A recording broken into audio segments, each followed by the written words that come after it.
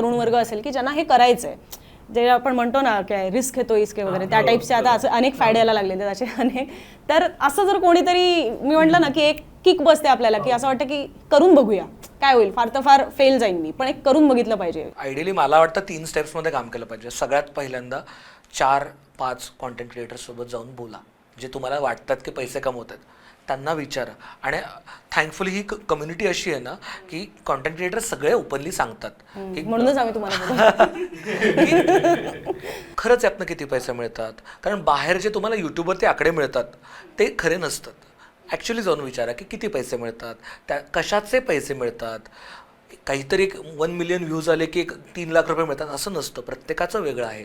ते व्ह्यूजचं गणित काय आहे ते समजून घ्या पहिली गोष्ट.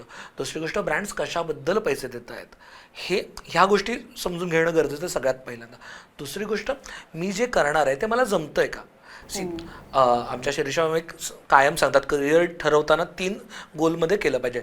तुमचा ॲप्टिट्यूड आहे का, मार्केट अपॉर्च्युनिटी आहे का, आणि तुमचा ॲटिट्यूड आहे का. म्हणजे तुम्हाला आवडतं आहे का इज ॲटिट्यूड, मार्केटमध्ये खरंच गरज आहे का त्याची, आणि तुम्हाला त्या लायकीचं जमतं आहे का. सॉरी मी शब्द हार्श वापरतोय पण पात्रतेचं जमतं आहे का. कारण का नाहीतर ना त्यातनं पैसे मिळणं अवघड आहे. कारण का मार्केट हे ब्रुटल आहे. अल्टिमेटली आपल्याला आपलं धान्य जाऊन काय APMC मध्ये विकायचं आहे, तिथे ते मान्य आहे का, तिथं त्याला मालाला भाव मिळतोय का हे समजून घेणं गरजेचं आहे. आणि नसेल तर त्यानुसार माल तयार करणं गरजेचं आहे. प्रत्येक बिझनेसचं जे गणित आहे तेच गणित करणं गरजेचं आहे. आणि तिसरी गोष्ट, ह्याच्यासाठी लागणारा पेशन्स माझ्याकडे आहे का.